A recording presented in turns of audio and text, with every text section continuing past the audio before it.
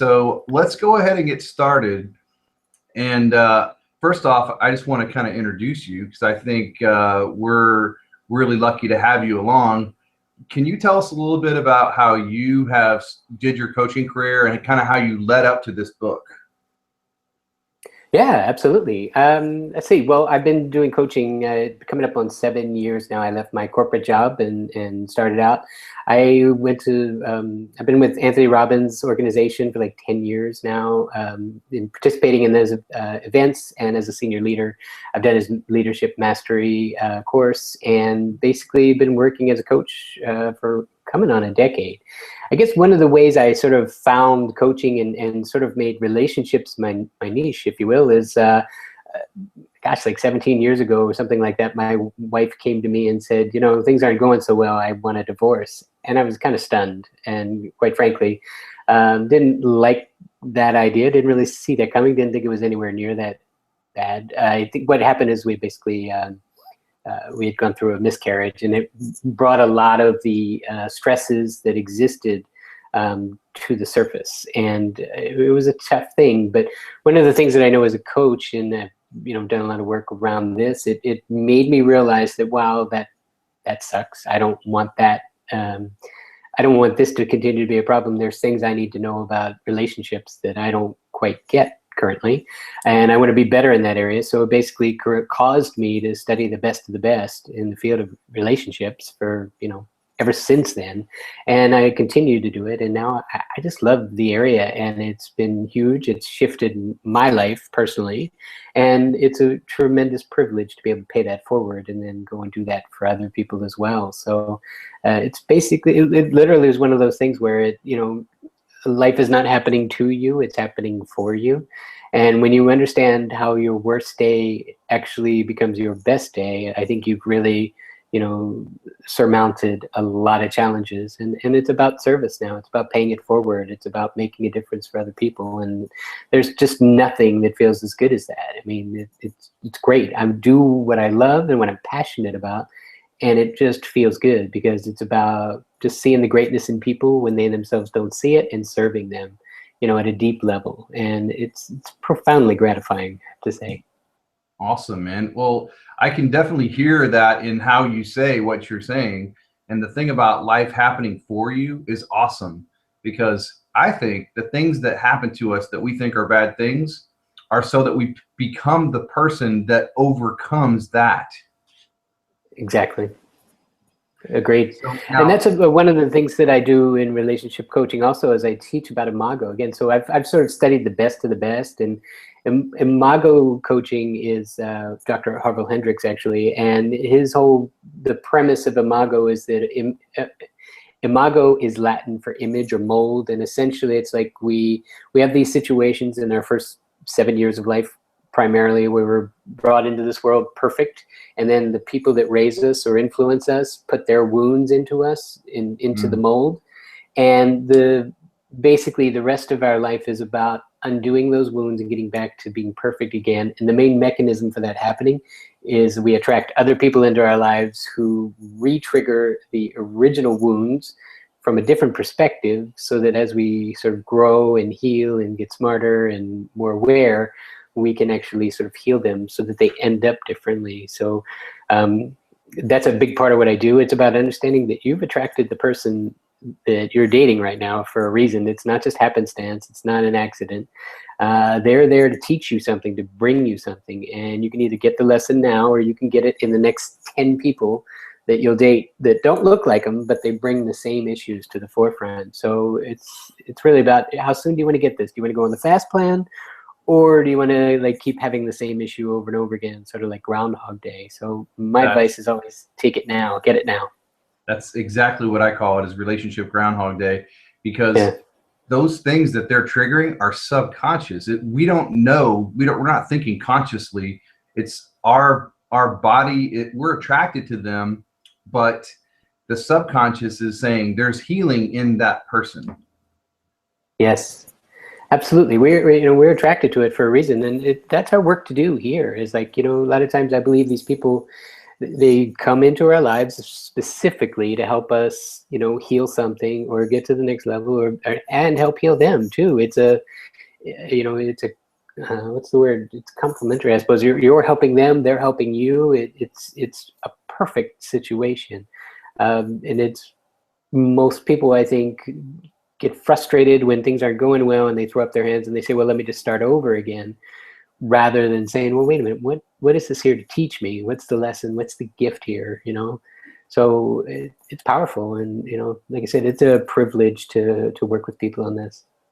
Well, I think we went deep really fast, which is good because we want to do that. But let's talk specifically about this book, because you've had a Sure. lot of experience in this. And now this book is actually kind of a manifestation of your coaching so many people on their dating profiles. Yeah, it literally is. In fact, it was inspired by someone who I actually had a date or two with in high school, actually. I tell the story in chapter 1. It was the girl in high school that sort of first friend zoned me, I guess. We were very good friends, and her sister wanted to go to a prom, and she, because I was in proximity to her, she said, "Hey, why don't you ask Dave?" And so I ended up going to this prom with her.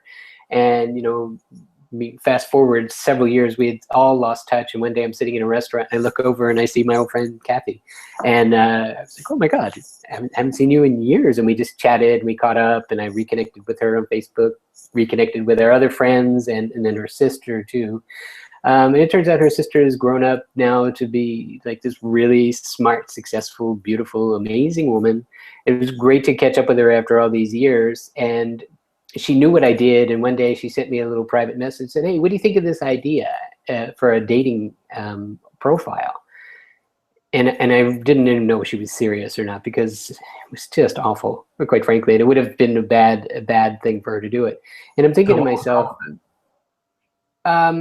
it was a playful double entendre, but it was sort of sexual in nature, and it would have just attracted all the wrong people. But she's very funny and she's playful, and I don't think she understood what kind of Pandora's box she would have opened if she had led with that. And again, she's funny and smart. She's a CFO in a company. I mean, really, really smart. But like, I just said, "Oh, intuitively, that's just not going to be good for you, because I know who you are, and you're funny. You've got a great sense of humor, but people are going to take that in a different way than you mean it, I think."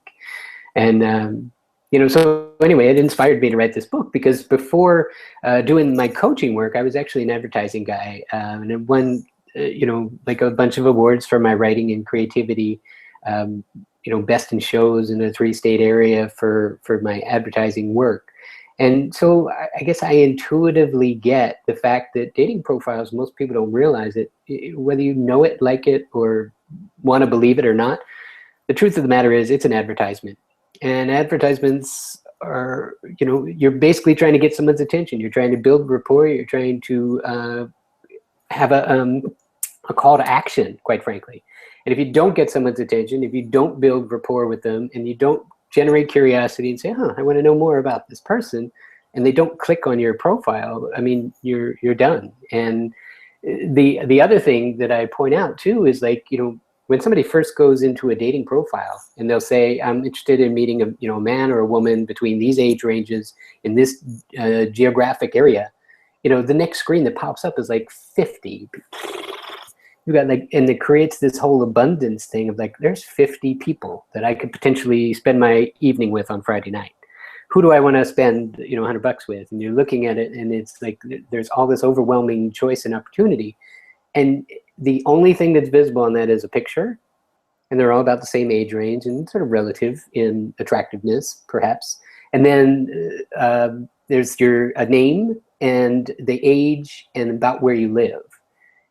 And that's all the same across the board. So right there, it's sort of like this cattle call thing. It's like all these people, and your job is to grab someone's attention and stand out when there's just this overwhelm of choice.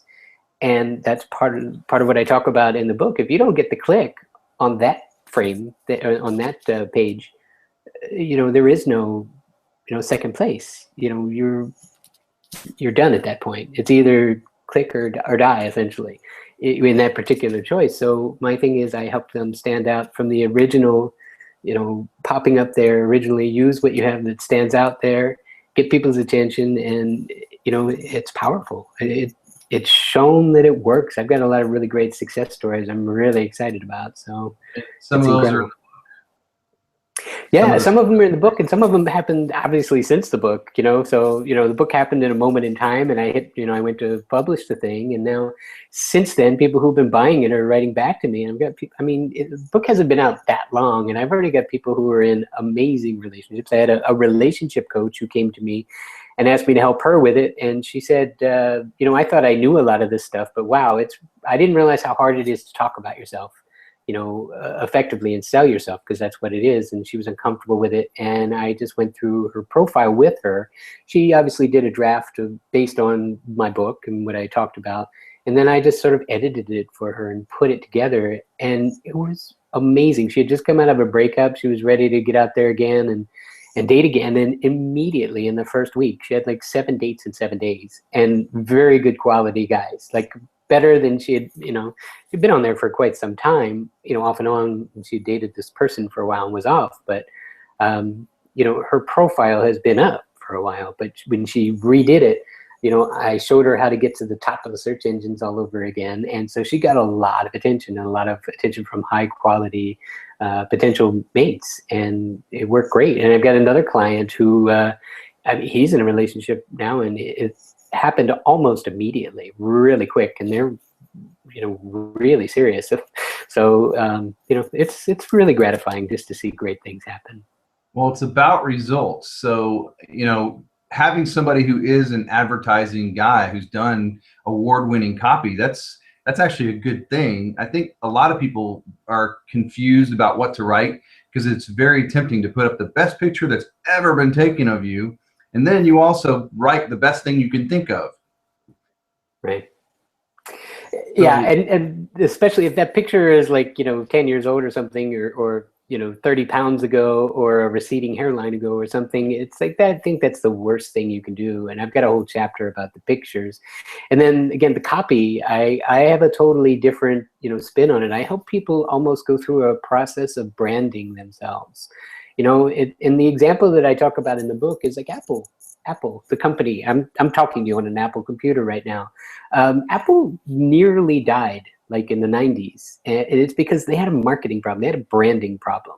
They were the second place computer that, a lot of they had the creative types loved them and swore by them and thought they were the greatest. But quite frankly, corporate world was saying, why would I spend a whole lot more for a computer that doesn't even use all the programs that I've already got and doesn't do what I could do? It spends a lot more, it costs a lot more money. Like, they didn't see the value in it. They wanted more for less, and they were going with PCs. But Apple basically rebranded itself, changed who they were, and changed what they appealed to. And they did this whole process where they just became the cool alternative. And it's because Steve Jobs came back in and he took a look at the company and said, we got a problem. We're not communicating effectively who we are. He was only in because they were struggling. He'd been thrown out of the company once because he was a bit full of himself, a bit arrogant, and not fun to work with.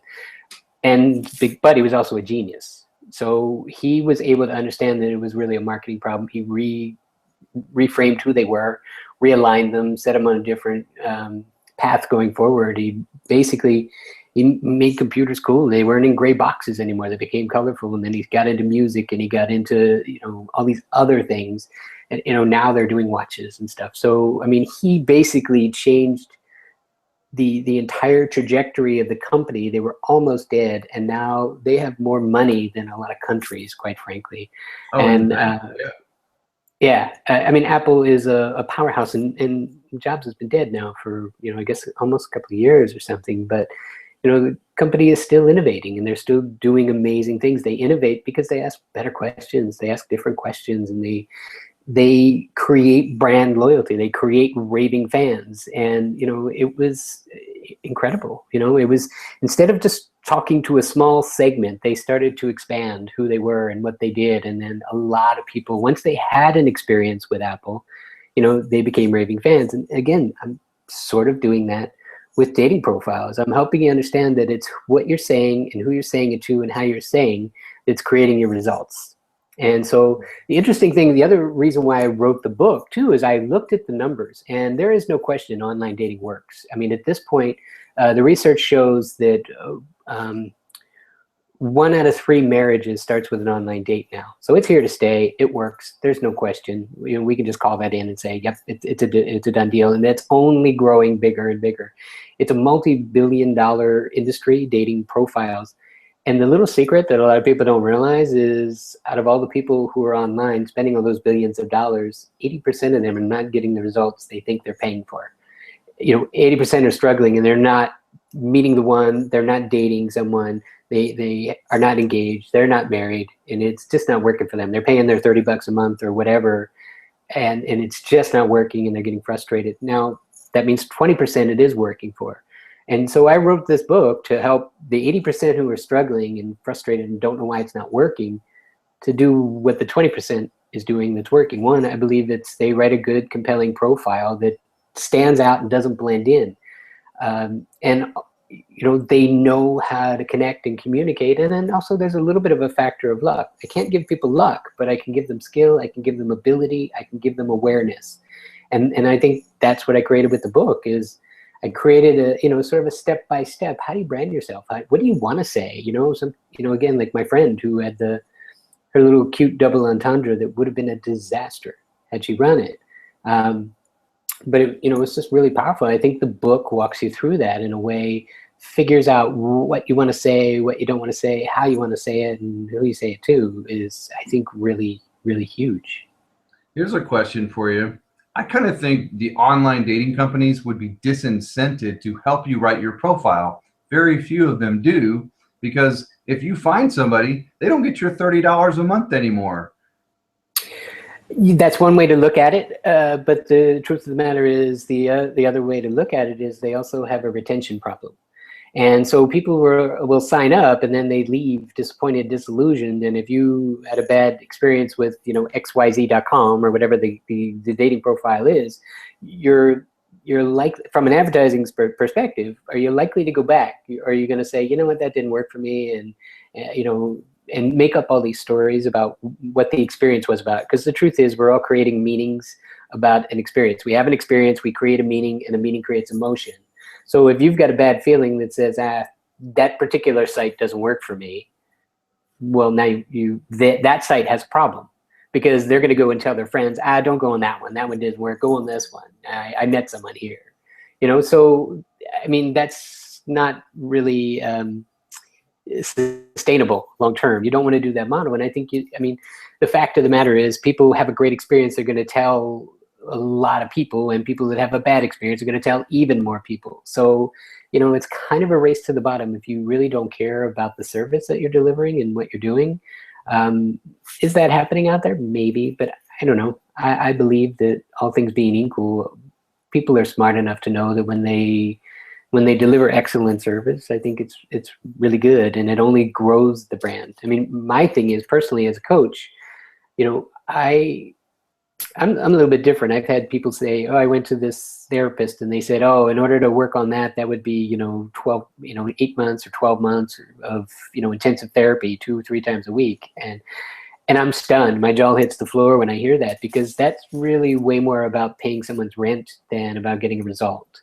And I'd rather help someone in 2 or 3, 4 sessions and have them say, oh my God, that's amazing. And then they're out there talking about what I did and sending other people in. There's plenty of people out there that need some help. And when you get a result for people, it's the best marketing in the world. Nothing beats it. You know, you want to create raving fans. And, you know, that's my belief. And that's what I believe I do. And I've got a lot of nice testimonials to back that up. So. All right, here's a good question for you. A lot of people make the same mistakes. So what are some of the really big mistakes that people make in their dating profiles? I would say the one big one that I see over and over again is that people basically, they talk about it. If it was a song, it would be me, me, me, me, me. They are talking about themselves, and they are making it entirely self-centric. It's like, this is who I am. This is what I'm looking for. This is what I need. If you don't do this, and it's all me, me, me, me. And again, the truth of the matter is, it's an advertisement. Other people are looking at that advertisement. And guess who they're thinking of when they're looking at that advertisement? They're thinking of themselves. So if your dating profile is all framed from the perspective of me, me, me, it's going to turn off the people that are looking at it who are also coming from a perspective of what's in it for me. And let's face it, we're all going through the world asking that question. What's in it for me? You know, what's the goal here? What do I want out of this? What kind of partner do I want? What do I want them to bring to the table?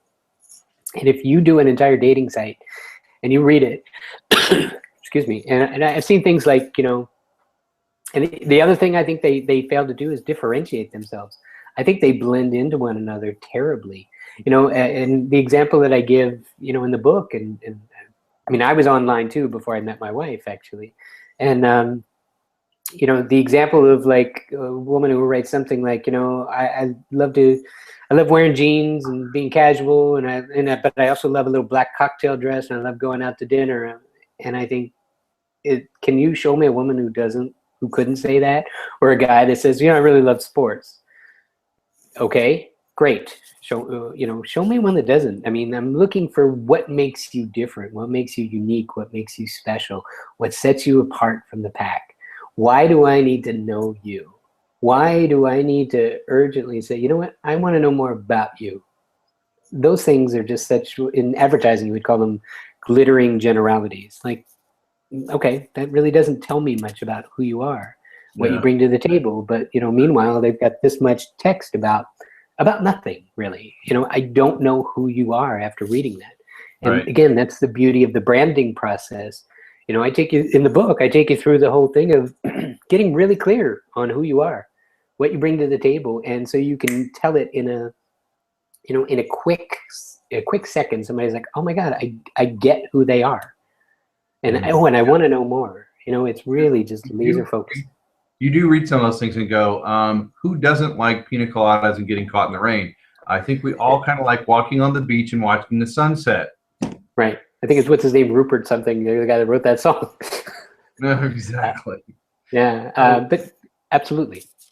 All right, here's another question for you. You've done a lot of work with Tony Robbins and a lot of personal development, and I do all that stuff, a lot of that stuff for 20 years now. But you've actually got something you developed that's kind of like Stephen Covey. It's the 7 habits of... Oh, the 7 habits of highly effective dating. And that was really just you know, honestly, you mentioned Tony, and I've been with Tony for a long time, you know, more than a decade. But if it wasn't for Stephen Covey, I wouldn't have discovered Tony, quite frankly. I discovered 7 habits of highly effective people. When I was at work one day, my boss had the book on his desk, and I said, hey, what's this? And he was saying, oh, someone gave it to me. Why don't you take a look at it? You're welcome to borrow it if you want. And I read that book, and oh my God, I had to believe, I have to say it like opened my eyes. It was, you know, my first experience in personal development, and I thought it was like, you know, 200 or 300 pages of, you know, the wisdom of the universe that just was like, you know, I opened it up and it was like, you know, it was a brilliant book that just presented things to me like no one had ever presented it that way before. And I had a real a fondness for Stephen Covey because he was just a really great human being. And it changed my life, put me on an entirely different trajectory because I got it. And and so this was just like sort of a nod. He passed away a couple of years ago. I mean, 70-something years old, and he was riding a bicycle still. I mean, he was just a really beautiful man who lived life, you know, great dad, great husband, really just a genuinely great guy. And, you know, he had a bike accident and he passed away. So this was just my little sort of a nod to him as a thank you, and, you know, just a reference to, you know, the fondness that I owed for the guy. And I never met him, but he changed my life. So, you know, I basically put a little spin on it, 7 habits of highly effective dating, just as a nod to him. And it's basically 7, I think, really critical things. I talk about things like, you know, you're going to visualize exactly what you want, know what you're looking for going into it, because clarity is real power, you know, things like that. And, you know, knowing your value is is incredibly important, because the person that you're going to attract is only, they will never add up your value higher than you do. So if you have all these doubts and insecurities and fears, and you're kind of hiding and afraid to be vulnerable because they might find out, oh my God, they're going to find out I'm not great. The truth of the matter is, you've got some work to do if that's where you're coming from. And it's not about being arrogant. It's not about being a jerk or full of yourself. It's about just, knowing that you're a work in progress, and you're a pretty great work in progress. You can own your stuff. You can say when you fall a little bit short of the mark, but you're out there and you're trying to be the best you can. And I think no one can ask more of that. So that's one of them. It's about, knowing your dating purpose too. It's like, what are you looking for? Again, it's that clarity. Clarity is power. And then, because then you can put it into place. Because there's people in all different positions. There's some people who are just looking for, social company. Some people who are looking for, intimacy. Some people who are looking to get married. Some people who want, potential father or mother of their kids. There's all types of people out there. There's all types of people with different. They're attracted to different things. So there's something for everyone out there. It's just about knowing who you are and what you bring to the table, and understanding your brand. So again, that clarity is huge. And then, I talk about one of the other really great things is, a lot of my clients, they go on the date and they're worrying about, oh, do they like me? Did I say the right thing? Does this dress make me look good? Or, should I have said, did I say too much or something? And they're not present. And they're worrying about how they're being perceived. And I give them a really great spin on that. Your job is not to figure out if you're going to get another date. Your job is to go there, meet this person, see the greatness in them, and reflect back, 3 to 5 things that you like, appreciate, acknowledge, respect, or notice about them. And we can always do that. And my fundamental belief is that if you show up on a date, you see the greatness in people, reflect it back, the habit of highly effective daters is leave people better than you found them. And if you do that, that's your job for the night. Just meet this person, see the greatness in them, and leave them better than you found them. That creates great dating karma.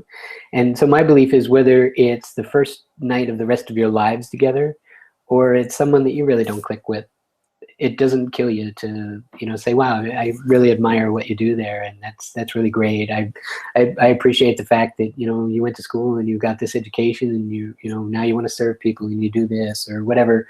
Or I appreciate the kind of dad you are, the mom you are, or whatever. You can always appreciate people and who they are, and just leave them better than you found them. And I think that's a really empowering place, instead of being in a disempowering place, like, oh, do they like me? Do they like me? You just come from a place of power where you're like, I already like them. And the amazing thing about that is, when you get out of your own way, you find that people actually like you and want to see you again, because you came from a great place and you were open to them, not judgmental, and you were seeing the best in them. And you still have the option of whether you want to continue to date them or get to know them better. It's just but now the choices are yours. And I think it's just a way better place to operate from. So those are just a couple of them off the top of my head. But yeah, it's really, thank you. I think they're just really, they're set up basically to help you show up as your very best self. And I mean, that's really what dating's about, is, demonstrating that, there's greatness here, and you probably want to know more about it. So. Well, and it's practice too. You're not gonna be perfect on that date, but if you are showing up as your best self, then you've got a better chance of getting another offer of a date. Or it's kind of like going on an interview. You may not even want this job once you learn about it, but you want the offer. Yeah, exactly. And again, my thing is, leave them feeling great about the company they have too. Admire the company and see what's great about it. You may not want to work for that company, as we're going to use the interview metaphor, but it's okay. You can still have them saying good things about them. Who knows? They might refer you to someone else they know at another company that you do love. It's just one of those things where the more people talking about you and saying great things about you, I mean, that's not a bad thing. That's a very good thing.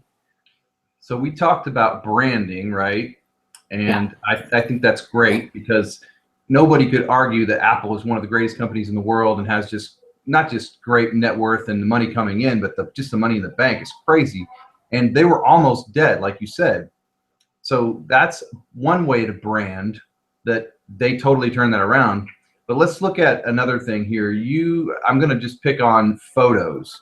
Like you have a different take on what photos should be used and how you should use them and how many. You have a philosophy about this. Yeah, I did a whole chapter on it in the book. It's actually kind of funny. I mean, that's a huge piece of it. I mean, online dating is huge. Let me start at the beginning. If you're going to do an online dating profile and you think you're going to do one without a photo, I kind of joke about this in a book, and I say, listen, let's save everybody a lot of trouble and hassle. Just send me your money instead, because quite frankly, if you've got a dating profile up without a picture, I know there's probably good reasons not to do it. They're security conscious, or they don't want their ex to see it, or whatever. It's just, it doesn't work. And it's one of those things where, quite frankly, it's really not worth the effort to sift through a bunch of dating profiles without a picture. It's kind of a waste of money and time. So my belief is, absolutely, if you're going to do it right. And what that means is you put up a picture, you let people see what you're getting. And then in the chapter where I talk about the pictures, I believe like a good number, a rule of thumb essentially for me, I say, I think 6 photos, around 6 is good. There are some people that put up like one photo that was taken 12 years ago, and there are some, like I've got a client who said, I loved your book, I thought it was great, but I disagreed with one thing. And I said, what's that? And he said, your thing about a half a dozen photos being the right number. He said, I've got probably 24 photos, and I get people to compliment that all the time. And I was like, oh, okay, if it's working for you, it's working for you. My belief is, half a dozen photos from different perspectives. Another whole chapter in the book is all about paint a picture of the future. Paint a picture of what it looks like to be with you. So I say, give me a half dozen photos. Show me show me you dressed up. Show me you casual. Show me you like on a typical day at work. Show me you doing some kind of a hobby, or maybe at a landmark. That's where you would show me that picture in front of the Eiffel Tower, or somewhere on the pyramids or something, or riding the camel. I don't know, whatever. That's a great place to say, hey, I love to travel. Or then just something classic that you like and says something about you. Like that's enough to give people an idea where, again, they're painting themselves into the picture. Is this a lifestyle that resonates with me? Do I fit in this, and does this fit with me and the life that I want to live? So I think that's a good rule of thumb. And then I talk about some other pictures, like, if it's not current, just don't even post it. Don't bother doing it. It's got to, you never want to have that feeling where you walk in and sit down at the table and they're like, and the mouth is open, like, I never would have recognized you. You look different. That's just bad for everyone involved. And if you do that, you're just going to turn into somebody's story about, dating, online dating horror story. So just don't do it. Do everybody a favor and just be upfront. If you can't start with your first date with just honesty and being who you are, then it doesn't bode well for the rest of the dates at that point. And so it's really bad branding to put up there a lie, to start with a lie. Absolutely. How do you backtrack from that, from square one? And it's just immediately, like, a lot of people, it's a deal killer. It's like, oh my gosh, if they're faking that, where else are they not being authentic or not being themselves? And I just did a lot of other simple things that I think are common sense, but if you one look at any dating site, says they're not common practice. I had a client show me her dating profile yesterday. She was in one of my coaching groups, and she said, can you just take a look and see what you think? And she violated one of my, I got like 8 tips in there, and I said, she had every picture had a hat or sunglasses on, and I was like, most people make connections through the eyes. They need to see your eyes. And so if you've got sunglasses and hats on, I get, you may be conscious of skin cancer or whatever, but people want to see your hair. If you're a woman, they want to see your hair down. They want to see, a full body shot, sense of proportion. We're not looking for the bikini or that kind of thing, but we're looking for just a full sense of proportion. You're looking for pictures that are close up and clear, well lit, things like that, things that you wouldn't think you had to say. And the other thing too, or there's two pet peeves. It's like the picture where you've got someone with, obviously they've got the shoulder around them, like someone is obviously being cropped out so that you can't see the person that they dated just before you. And it's just, that's, again, doesn't really bode well. My thing is, if you're going to do it right. If you can't get someone to, go outside, take a shot of you on even a cell phone with a nice background, where else are you not putting in the effort? I mean, let's be honest. It's not that complicated.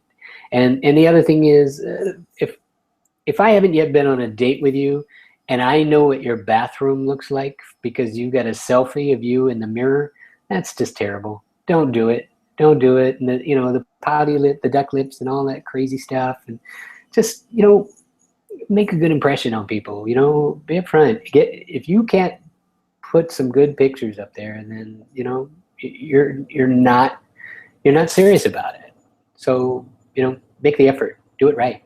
So the best that you just named off probably the number one thing that women do not want to see in men's profiles is the bathroom selfie. Terrible. Especially with the shirt off. Yeah. And but yet there's a lot of them out there. That's only second to the holding up a huge fish. Yeah, that's fun. Well, now see that one. Yes, here's the thing. I look at it because I'm as an advertising perspective. If you're really into fishing and you love it, then put it up anyway. Quite frankly, the odds are not with you. You're probably going to turn off 80% of the women, or 90 maybe, but there might be that 10% quarter that's like, oh my gosh, that's cool. I would love to go out on a boat for the day and maybe be a part of that, or I love fish, or whatever, whatever reason, that doesn't turn them off. But the truth of the matter is, as you say, the odds are it's going to be more of a turn off than a turn on. But if you absolutely love it and that's who you are, then just be who you are. There are women that love fishermen too. There just aren't as many. So you said earlier, paint a picture, and I think that's a big part of what the book is. So you used some words like inspire and enroll. So when you're painting that picture, you do it with words in such a way that can you talk about inspiring and enrolling a little bit? Yeah, it's when you talk about one of the things, again, I help you do is come up with like sort of a branding statement about who you are, what you represent, what do you want your life to look like, those kinds of things. And when you present that in a way, it's like people have an opportunity to say, wow, that sounds great. They're opting in, essentially. It's like, in an email marketing campaign, people have to opt in a lot of times. They have to say, I like this message and I want more of it. Click.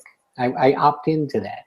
I like what you're talking about. If you want to, travel the world and see different cultures and taste amazing cuisines and, learn different languages, and, there are people who are going to be saying, oh my God, that sounds amazing. I want that too. I opt in. And there will be other people that have never left their hometown, and they'll say, yeah, I don't see myself with doing that. But that's okay, because they're going to make a great decision. Either way, you're going to find someone who resonates with you. So when you're painting a picture of what your life looks, ideally, other people will resonate with people, and that's really all you're doing. You're looking for someone who resonates at the same level you do. And quite frankly, your time is limited anyway. So do you really want to be dating a bunch of people who want something totally different than what you're looking for? I mean, it's a waste of time. So what I hear you saying is, while you're painting this picture, you do it vividly, but you're also kind of doing it in a way that allows them to paint themselves right into that same picture that you're painting. Absolutely. Yep. And so they can put themselves in that place, and they say, this works for me, or nah, this really isn't who I am. And, and then they go next. That's okay. But again, you're maximizing your time for the people that you will resonate with. And I think it just works for everybody. There's abundance out there. There's a lot of people. And sometimes online dating gives us a little bit of a false sense of abundance, because it's like, oh my God, there's 50 pictures and they all want to go out with me this weekend. And that makes us sometimes make some decisions that don't work as well for us, because we have that false sense of abundance, and we get a little bit too unappreciative of great people, I think, and fail to want to connect more deeply. It tends to have more surface connections, but I just think dating is a great way to just connect with people. And like I said, I make dating about servant leadership in a date.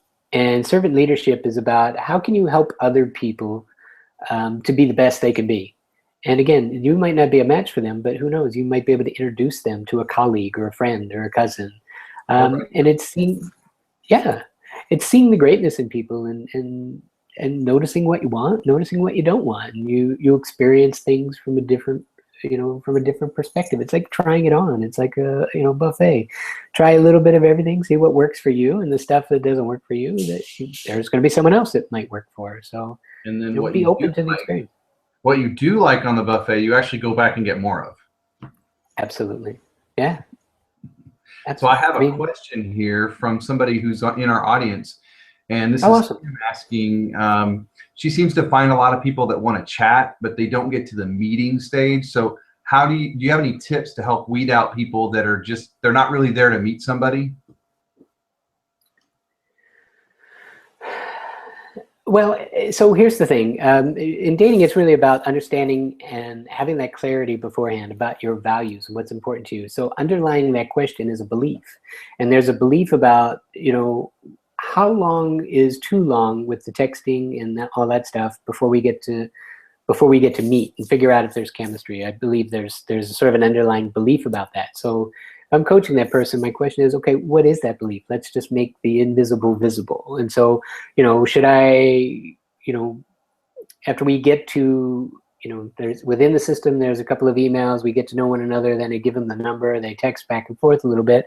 At what point is a reasonable stage to move to an in-person meeting? And again, I think there are good reasons why you might want to do that in some cases. Other people want to have more certainty before they meet. Some people want to say, I don't want to get, pulled in here and then be disappointed. So I'd rather know earlier. It just comes down to personal preference. Again, clarity is one of the visualize exactly what you want, know what it is you're looking for, and say, you know what, I'd love to connect, but one of my things is I want to meet people sooner rather than later, so I can see if there's a connection, because I think chemistry is everything. And if you can say that out, put that out there and say, all right, here's the thing, I've given you my number. I think the masculine energy should be the one asking out that. There's a way to put that out there and say, you know what, I'm glad that we're now talking in open communication. But you can also say, you know what, I believe in meeting people and making sure there's a chemistry. You can put that out there in a way that you're not asking someone out. You're just putting it out there in sharing a preference, and they can pick up on that and say, oh, well, why don't we get together for a coffee or something like that. So it's basically you're green lighting what you want to see. So you said chemistry. Is that one of the 3 C's? It is. That's actually the final C. I talk about the 3 C's, and it's about curiosity. Because again, it's like I said, if you don't get that click, like, oh, I want to know more about her, curiosity, boom, you're dead at that point. So you've got to engage some curiosity. And once you engage curiosity, they say, oh, let me find out more about her. And then or him, and they read it and they think, wow, that sounds good. Like, I resonate with that. That's something I could see in my life, or that works for me. I want to know more. At that point, now you've got a connection. And so that's the second C. So it goes curiosity to connection. And then if you meet in person and there's like this really healthy, like, wow, this is a really great person, I want to continue this process. Now you're starting to get into chemistry. Now my belief is relationships, and I think you've done some work with Alison Armstrong as well too. And she talks about this whole thing about if the main engine in a relationship between two people is chemistry in the beginning, it's like you're topping out already at the beginning. She talks about the difference between a human animal and human spirit connection. And human animal is like, boom, chemistry, like, oh my God, I can't wait to touch you, hold you, all that stuff. And it's about chemical, physical attraction. And the challenge with that is sometimes a fire that hot doesn't burn as long because it's just quick and it consumes itself. And then, but if you have a human spirit connection, that means I I really admire this person. I think there's greatness in them. I like the way they see the world. I really resonate with them. And wow, they're really attractive too. It's now you've got the best of both worlds. You know, because sometimes we just have those just purely physical, chemical things, and they just, you know, it's like empty calories kind of thing. It might taste good in the moment or might feel good in the moment, but there's the hangover afterwards when it didn't quite work out because there wasn't enough depth to stand the test of time. Kind of Well, thing. and fires that burn fast burn out fast a lot of times. Yeah, exactly. So you have something here that made me curious. Speaking of our 3 C's, what is the velvet rope? Ah, okay. So the velvet rope is something else that I put in there, and most people, you know, if you don't know what a velvet rope is, you actually probably do. You just haven't thought about it. It's basically it's a velvet rope that they put up in line, like at the bank when you're waiting in line, and you go through the. They've got stanchions with either a velvet rope or ribbon or something that sort of people wind around, or if you're at the airport.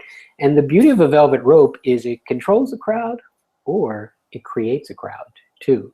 And when you use one intelligently, it's really smart. And I go through in the book, there's about, you know, at least a dozen good reasons why you want to create a velvet rope. Now, remember what I said earlier, your time is valuable. Now, if you've got 1 million people on a dating site and you're just answering emails all day, you know, from people that are sending stuff, that's not a good use of your time. You got Especially yourself if they're a job there.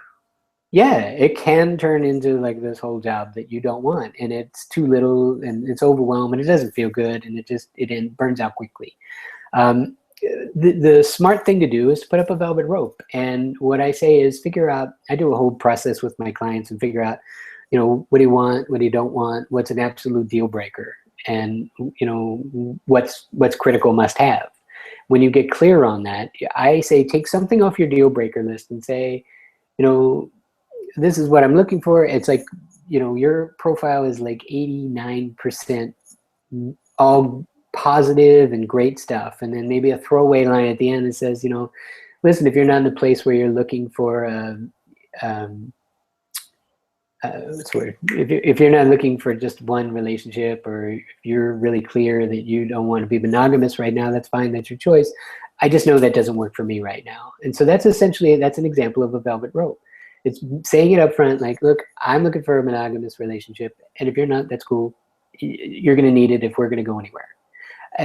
That's a velvet rope. So it's like a lot of the times the ones that are like, oh, you know, that's not good. I don't want that. So they might not even be, they might not even want to take the effort to do it. Or if you know, maybe it's something like, you know, listen, health is a really important thing to me, and if you use,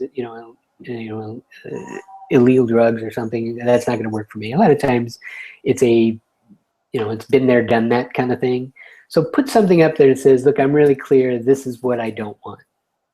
But again, it's always like more than 90% Okay, so positive. that brings up a question that we got in our chat, but I'm going to first say, what if somebody puts up 10 velvet ropes and there's not very much else? Like it's almost all deal breakers. Well, that's someone who's really wounded, clearly. That's why I say it's all positive, positive, positive. But then this is like one of those things that weeds them out. And here's the other benefit of a velvet rope. Unconsciously, what it's saying is, look, I know my value. I know who I am. I know what's important. I know the value I bring to the table. Here's what I'll accept. Here's what I just choose not to accept. And people will look at that and say, wow, you know, I like that. Here's the one thing about masculine energy and feminine energy, absolute, totally different. They're polar opposites, which is how we have polarity, the chemical attraction to one another. The one thing that we do have in common is we want the same thing in a partner. And what that is someone who's confident. We both find that incredibly attractive and sexy and desirable. And essentially, both partners want to be able to point to the other one and say, "Wow, look at them! I got the better part of this deal." And if you can put up there, look, here's one of my deal breakers. Here's my velvet rope. If you're not interested in a monogamous relationship, that's cool. I am, and that's what you'll need to do if you're going to be with me. It takes a lot of guts to say that, and I think that's a great thing, and you'll weed out the ones who are probably a little bit more disposed to not living and playing at that level, and that's only a good thing. Maximizes everybody's experience in time. You may have answered this, but the question specifically says, is it okay to include deal breakers in your profile? For example, she won't date a smoker and not comfortable around pets. Is it okay to put that in the profile? That's a perfect example of a velvet rope. Yeah. Smokers, look, if you're a smoker, by all means, feel free to do it, but it's just not going to work for me. Put that out there. Again, you don't, like you said, you don't want to have, you can't do this, you can't do this, you can't do this, you can't do this. You don't want to be that negative person. Because if you go into dating focused on what you don't want, you're putting out the energy of don't want, and you attract it. It's really important to have the right ratio. It's about, here's all the great stuff that I do want and does resonate and does work with me.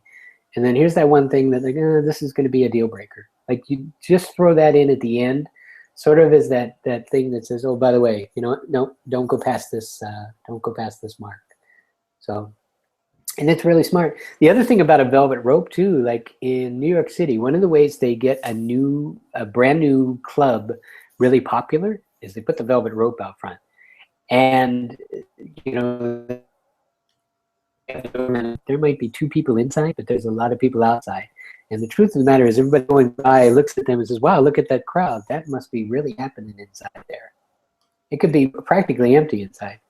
But when you keep people, it's forbidden fruit. People want what they can't. I will agree with that. Yeah. So again, it's like Studio 50. So Dave, we lost your video, but I may still be able to hear you. Can you hear me? Yeah, I think we're having internet. Yeah, you know what it is? I think and I think that's maybe it turned off after an hour.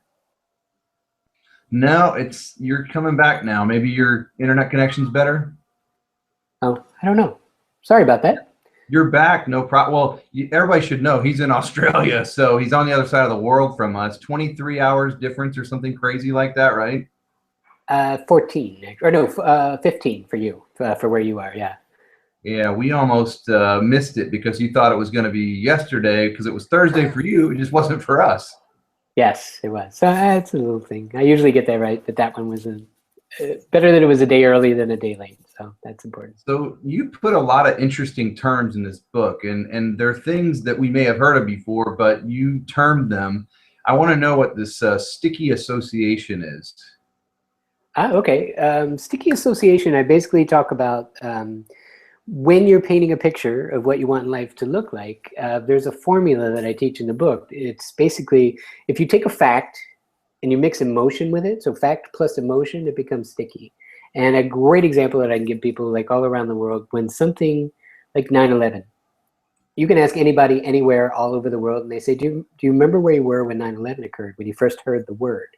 They can tell you where they were, who they were standing next to, every single thought that went on, because it creates an imprint that is indelibly now glued together. Because you take a fact and you put an emotion to, like shock or awe or profound sadness or fear or anything. Anytime you take a fact and an emotion, put them together, it becomes sticky. So what I do, again, I walk people through how to rate a great profile, and I say, here's the formula.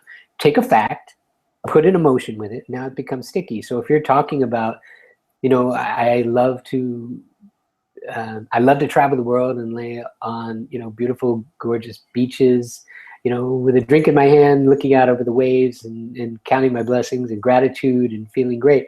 You've taken that whole experience, you painted a picture, a really nice, appealing picture, and you put an emotion with it, an emotion of gratitude, an emotion of happiness, an emotion of satisfaction. And now it's like, oh yeah. And people can opt in and say, God, that sounds great. I'd like that too. So anytime you take a fact with an emotion, you stick it. Now it's you cannot pull it apart. And so you're sitting down at coffee, and you're like, you know what, that thing that you said about laying on the beach and with a drink in your hand and just gratitude, that sounds great to me. Oh my God, I would love that. That really struck me. And it basically, people will take something out of your profile and you're like, you're the drink in the hand beach girl, or they're looking at 50 profiles, and they will reduce it down to a sticky association that they like, oh, you're the one that's the French cafe girl, or you're the one that, you know, wants to go to the pyramids girl, or something like that. Some, you know, some random thing that reached out and grabbed them, or you're the one that loves dogs, or whatever it is. Something about you and who you are, and if it resonates with them, boom, it sticks. And they will reduce, you know, your entire profile down to like a nugget or two. I'm with you on this, because we're not usually after just the other person. We're after the feelings that we'll have in that emotion, in that relationship. So Absolutely. if we can demonstrate that we have these feelings when we are doing this activity, the other person can paint themselves into that picture. Right. It's always an emotional decision.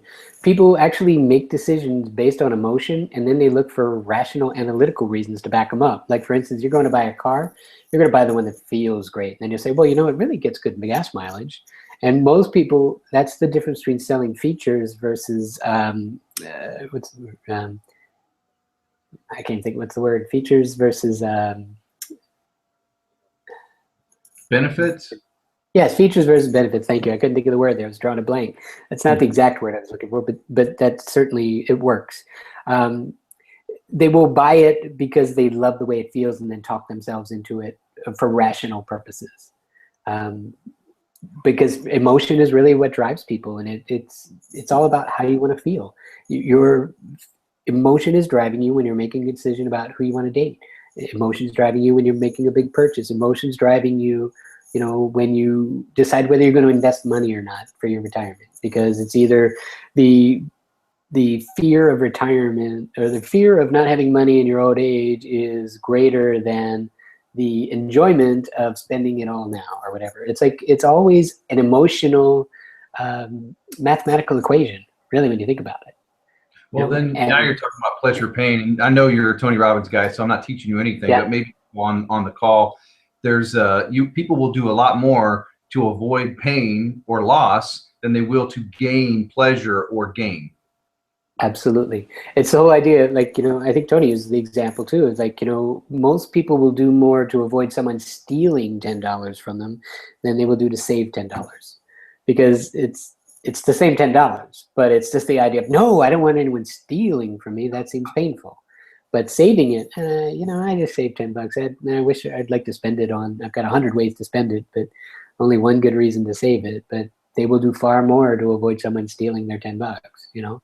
Mm-hmm. So it's that whole pain and pleasure principle. You're absolutely right. We're coming up on 8 p.m. So that's pretty much our hour that we said it was going to be, but we'll keep going a little bit. If you've got some time right now, if people are okay going a little longer, why not? Sure. You got some questions? Go ahead. All right. Well, now you wrote this book, you said, because there was somebody that was from your past that she wrote something that just was going to get her awful results. And that kind of springboarded you into writing this book. You've got a bigger purpose, though. There's something you want to accomplish from writing this book. Well, yeah, I mean, it's why I do the coaching. It's why I read the book. You know, I really want to, it sounds kind of corny. I want to create more love in the world, I guess, really is what it comes down to. I want to help people connect. I think people are doing the absolute best they can with the skills and the awareness and knowledge they have in the moment. And, you know, I've studied this for a long time. I made mistakes, quite frankly, in my former marriage. I don't still make them now, but, you know, I'm always trying to be the best I can. But I just don't beat myself up as much now. It's just, there are things that work. There are things that don't work. And I think given an opportunity, people are more than open to finding what works and trying it. And so I just love to teach. I love to share it. I love to see, you know, people who have been frustrated and lonely and they want to be in a relationship and nothing's worked so far, you know, for me to come in and then boom, they meet someone. And like, I get these beautiful texts in the morning of like clients who say, hey, look, they sending me their ring, their engagement ring. And I actually created an ad campaign about it because, you know, it feels great. I call them, they're my very satisfied client club. You know, it's just that power. Again, it's a fact and an emotion. I've got the client who got engaged and boom, here's that beautiful photo they sent me. I'm like, look, it worked. You know, it's great. And That's the cover of the book too. You know, it's got the picture of that the ring there. And again, it's not just about the it's not just about getting the jewelry or whatever. That's just the visual symbol of it. In either way, it's not just men are getting great results from it too, meaning a great partner. But for me, you know, it's just incredibly rewarding to either help someone who's, you know, already so frustrated they've either put in their divorce papers or ready to, and then turning it around, or, you know, someone who's just been lonely for a long time and they don't know how they're self-sabotaging or not getting the results they want, or not having a really good profile. So for me, it's just about creating a difference in people's lives and creating real value, serving them, loving them where they are, and helping them see a better way. It's intensely rewarding. It feels great, you know? You Yeah. do it too, so you know. Yeah, exactly. And it goes right along with what I'm trying to do. And I'm crazy, okay? I admit one of my goals is to change dating and to lower the divorce rate by getting people to date correctly. So I know that sounds crazy, doesn't it? You know, it's a big goal, but that sounds great. You know, I mean, it's really powerful. I mean, look, here's the thing. Creativity is my #1 gift. So I love writing books. I love creating content. I love, you know, creating acronyms and all that stuff, and taking a lot of information and packing it into something that's memorable and actionable and gets results. I love that. And when I was in, you know, the advertising business, I loved what I did. I felt really good about it. But now I'm using that creativity in a way that creates a powerful, powerful impact in people's lives. And I just got to be honest, there is nothing better than that. It's just so, it just fills me up and makes me feel great. Like every night, my wife and I do a little gratitude check-in, like, you know, 5 great things that happened today, and we focus on what was great today. And a lot of times it's like, this client, huge breakthrough, really good. I don't talk about it specifically, but I just feel really great about what I'm doing. Or, you know, I had a great interview today. I know that I had some great questions and people were into it. Like those things make me feel good because I know that I'm on my mission. I'm doing what I'm here to do. And I just feel incredibly, you know, grateful and blessed to be able to do what I do. I love that. And what I'm doing right now is putting a link to your book on Amazon in case anybody doesn't have that, or really you could just type into Google "Catch Your Match" in Amazon and boom, you've got that book. But tell us, how are the sales so far? I mean, I know a group that you and I are both in that probably half the people in that group have bought your book, but are you getting some feedback from Amazon, or have you ranked? Yeah, actually, I'm really proud of that too. That's one of my gratitude things. Like all of my profile, all of the you call them reviews on Amazon, they're all 5 stars, every one of them. So that's really gratifying. And there's some great things that they wrote too. I had one client who wrote, he bought my book as soon as it came out. I'd worked with him once before in a relationship that ended, but he came back. So he apparently got a great experience.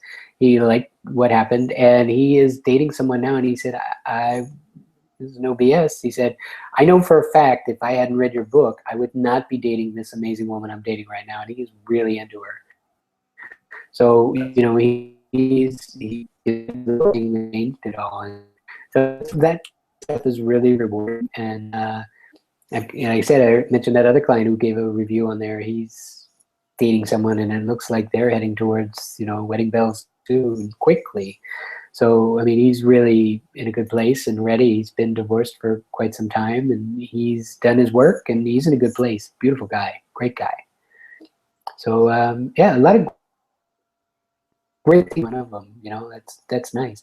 I know it's, you know, possibly at some point someone's not going to give it a 5-star review, and that's okay. But I'm really proud of the fact that, you know, and some of them I don't even know who they are, but they're giving nice reviews. And you know, people who come to these interviews that I'm doing and ask great questions, and they're learning stuff. So that to me is just really gratifying. Well, based on what I've seen, I think you've created something that wasn't just out there. This is fairly new information, some of it, and anything that's not new, it's put in context so that you've got a plan. It's not just, here's a couple of bullet points and go for it and hope good luck to you. It feels like you care. And for me, when I read a book, it's like I get to pick that person's brain, and they organize it in such a way that you can get it. But you could just read the table of contents of your book and tell that you're giving them the exact secrets to how to have a profile that's going to get the results you want. Oh, thanks. I appreciate that. And I really did, for me, I don't know what most people do, but like the process for me was I went and sort of put the bones in, like what is this chapter and what's this chapter and what's this chapter? And then I built around it. And it was sort of a turnkey, like, here's where you are, here, why do you even need this? What's the benefit of it? How does this really work? What do you not know that you need to know now? And then okay, what do you need to know about pictures? What do you need to know about sticky association and creating memorable, how to say things effectively. I talk about, basically creating your USP, your unique selling proposition. What makes you unique? That's an advertising term that I sort of teach people. It's sort of, basically it's a little branding thing. It's like an elevator message, if people have ever heard that term. An elevator message is literally, it's like you're about to walk in an elevator and you have like 15 to 30 seconds from one floor to the next to tell someone who you are and what you do. How do you say that elegantly, effectively, and efficiently? In 15 seconds, go. And that really takes thinking about it prior. You can't just sit there and just rattle off and and ah and trying to tell people the story. You've got 15 to 30 seconds, so it's got to be crisp, it's got to be tight, and it's got to be really effective, and it's got to create a picture in their mind that says, oh, I get that. It's usually about, taking something that they already know with something they don't know and putting it together, because that's the process of educating. So a great, great example of an elevator speech is, well, you know how, companies have this problem? Well, what I do is I go in and I solve that problem and I create a lot of value for people, and it creates a huge difference. Like, that's sort of an effective bare bones speech. You know how they have this problem? Well, I solve that problem with my solution. And so there, in like, a dozen words, you've said, here's who I am, here's what I do, here's who I help, here's why you need me.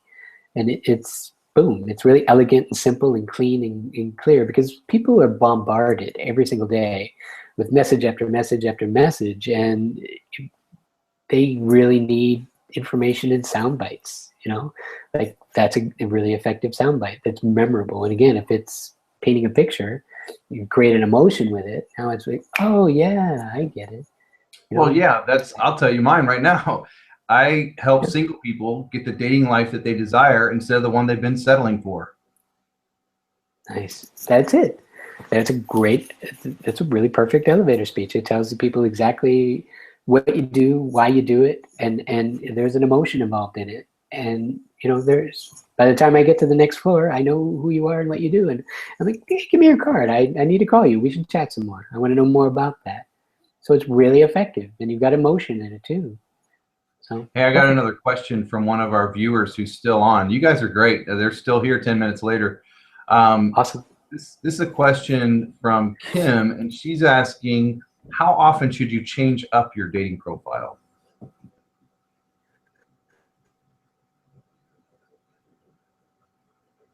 Are you still there, Dave? Might have froze up a little bit. Well, it froze up for a second, and I can hear your audio. I think we got a connection problem a little bit, but let's see if I can hear you again. Can you hear me now? Yeah. So how often should you change up your dating profile? So here's the thing. I think once you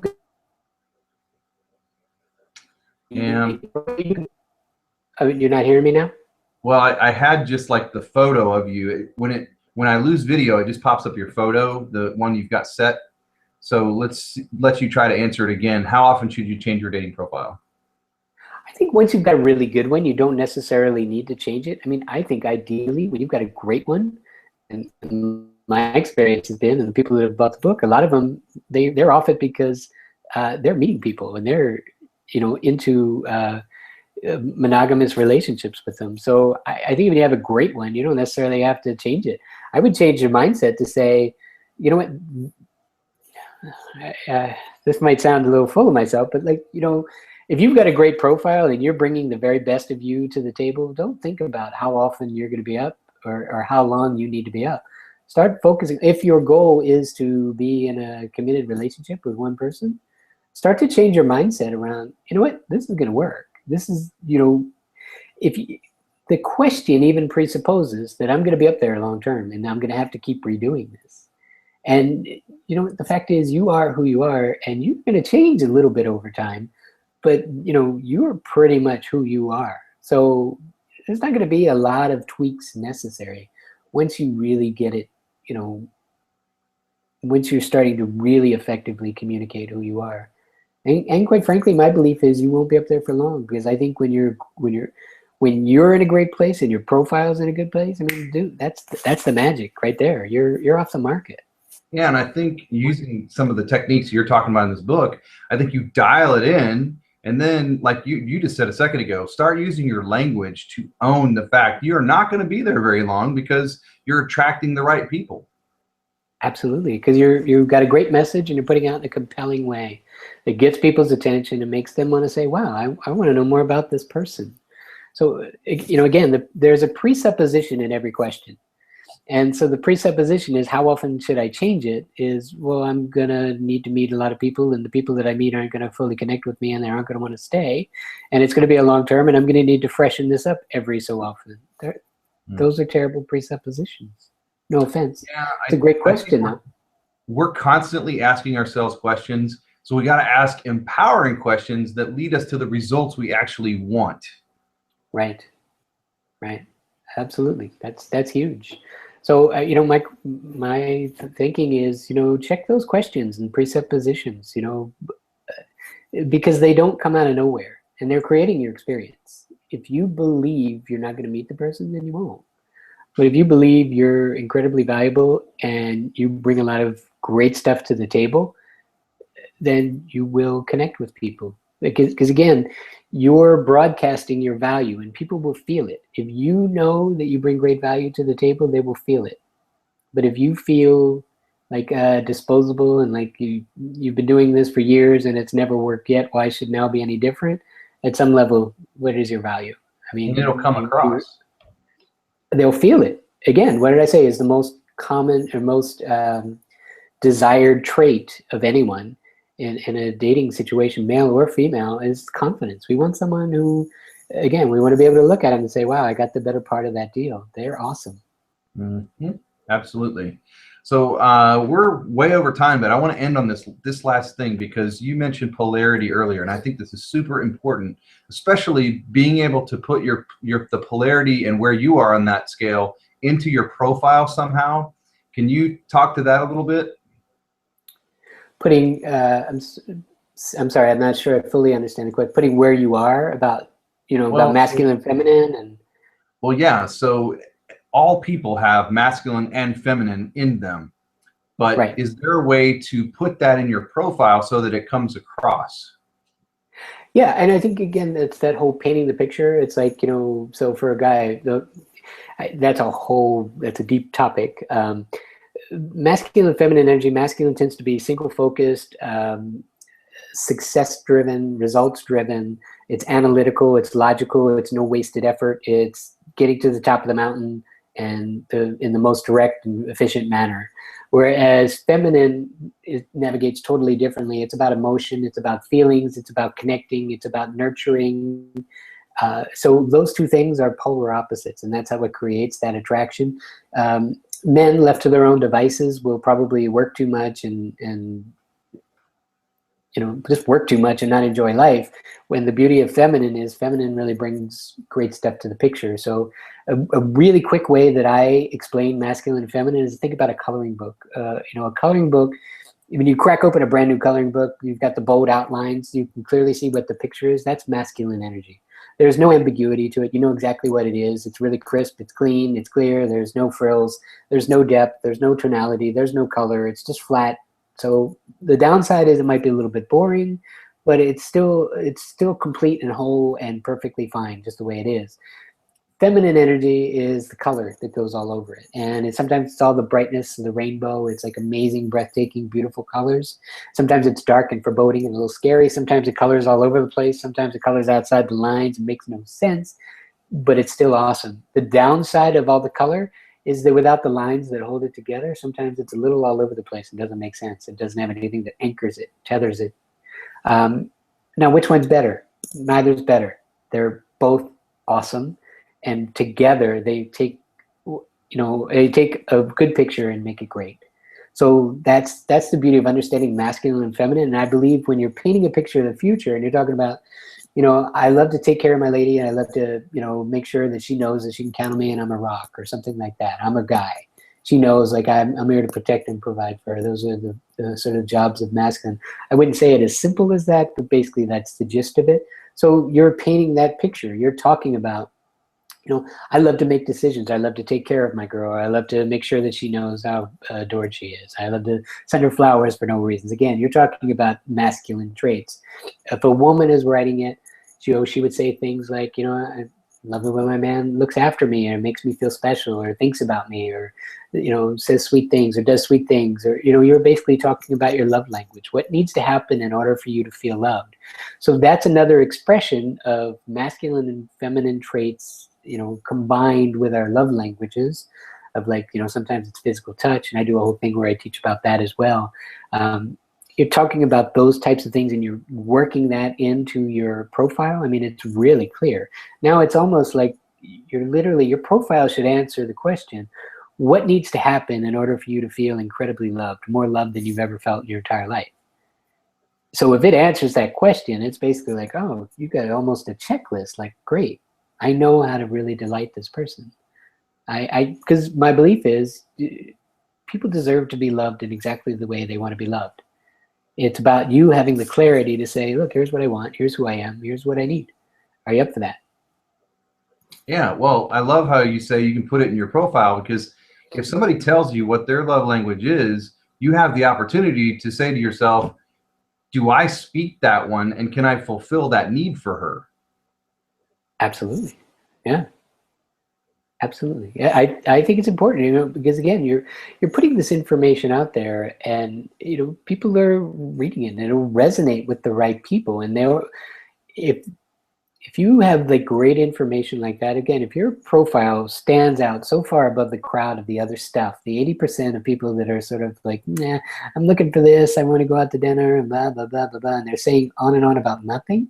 But yours is so incredibly compelling and interesting, and it creates that curiosity, and you feel like there's a connection. And it's, especially with a man is all about getting a result, and they'll create urgency. And he's like, you know what, I got to get that one. I got to get that off the market, because worst thing for masculine wants to win the game. They want to solve problems. They want to fix things, and the thing that they want to solve is, like, I want to find a great partner, someone that I feel really great about. And the last thing masculine wants is to lose that great partner to someone else because he didn't step up, man up, and handle it.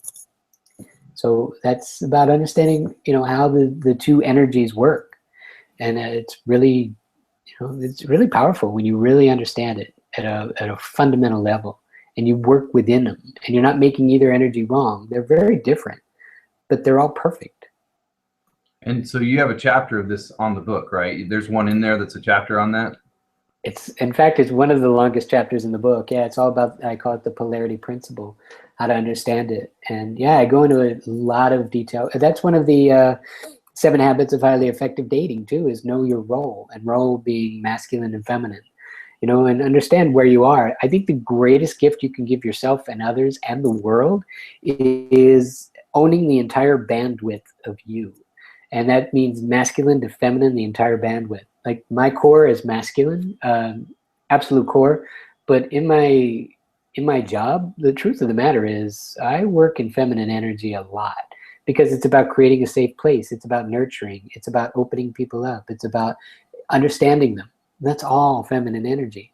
So if say, for example, a woman comes to me and says, well, I just have this problem in my relationship. And I say, my response is, what are you going on about? Come on, just pull up your big girl panties and stop it. Totally out of rapport. She's totally shocked. She doesn't feel understood. She's not going to want to talk to me. But masculine responds to change. Now, I wouldn't say something like that to masculine either. I'm obviously exaggerating for effect. But the truth of the matter is, it's knowing what energy it's like the right tool for the job. If the only tool you have is a hammer, the whole world looks like a nail. And the truth of the matter is, sometimes you need precision instruments, wrenches, and finer work. You can't just beat things into submission all the time and expect to get good results. It just doesn't work that way. So I think the best thing you could do is own the entire bandwidth. And for me, Tony Robbins was a fantastic role model in that respect. Totally masculine guy, and if you're messing with him, he will be incredibly intense with you, and he'll get real with you in a hurry.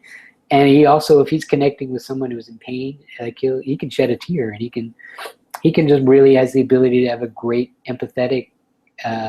He's got a great empathetic response. Like he can shed a tear and really connect with someone, and I think that's an amazing gift to master. You know, mastering yourself and having the entire bandwidth of energy, knowing which one's the best one to use for the result you want. Awesome. Well, I think we're about 30 minutes over what we originally had planned, but I want to give you a gift here at the end because we've had some really good responses, and I just want, can you see the chat window, or can I just read these to you? I could take a look, but yeah, go ahead and check. I'm not sure if you can see it, let me know. It should be over on the right, but here, I'll just read them to you. So Denise says, thank you, this was great. Kim says, thank you so much for having this webinar, it was awesome. Laura says, thank you both for your time. This was a great presentation with lots of useful information. And Dell says, thank you so much for these tips. I'll be sure to try the ones I've heard. So, you know, as a coach, it's got to feel good because you're looking to make an impact on the world, one person at a time. So, you know, there's your gratitude for you. That's awesome. Thanks for sharing that. I really appreciate it. I'm glad that, you know, if you're still on the call, I'm glad that you got some great value from it. And I'm just really grateful that you showed up. I know we've all got important things that we're doing in our lives, and you know, you made the time to be here. So I'm glad I was able to deliver and give you some stuff that you can take away and start putting into action immediately. That's great. Awesome. Well, I know it's Friday morning for you. It's like what, 8:30 or 7:30 in the morning for you over there? It's not that early. No, it's almost 11:30 now. All right. Well, we may have to have another one of these calls because I don't think we covered it all. And you're great on these things. We got to do another one of these. I would love it. Just say the word. Let me know when. I'd love to do it. I'll say the word soon. Okay. Yeah, you did a great job interviewing too. So thanks. You make it easy as well. Well, thanks, Dave. We'll be in touch on Facebook and all the other places, but looking forward to working with you on the other project we talked about. And if anybody's still on, thank you. And we're going to end it here, and you'll be able to watch the replay on my YouTube channel. We're going to edit it just a little bit. There's some blank space at the beginning. But again, Dave, thank you so much for doing this, and we'll do another one again soon. Okay. Can we give an email address if anybody has any questions about anything specific? I'm happy to answer questions and follow up. You want to give an email address? I'll type it in the chat box. Sure. Okay, great. My email address is dave@legendaryloveforlife.com. It's all spelled out, legendaryloveforlife.com. And so, yeah, I'm happy if you have any. That Legendary Love for Life, that's your website too, right? That is my website and my email address. So yeah, if you have any questions, by all means, send them to me. I'm happy to, just mention the call or what your question was, and I'm happy to respond to everybody. It's what I do. It's what I love doing. So I'm happy to make sure that if anyone has any specific questions about something we either covered or didn't or suggested and want some clarity, I'm happy to follow up with them too. So. All right. Well, I typed your email address into the chat box so people have that. And then we got 2 more comments. Dell says part 2, please. And Denise says another call would be perfect. So we got to do another one. Fantastic. Sounds good. I look forward to it. Dave, we'll let you get on with your day. It's almost lunchtime there. And it's like almost 9 o'clock at night here. Fantastic. Well, again, thanks everybody for staying around. I'm glad you got value, and I appreciate the kind words. So good luck out there. Have some, I hope you use these tips and meet somebody awesome because you deserve it. Thanks, Dave. Good night. Bye, buddy. Take care.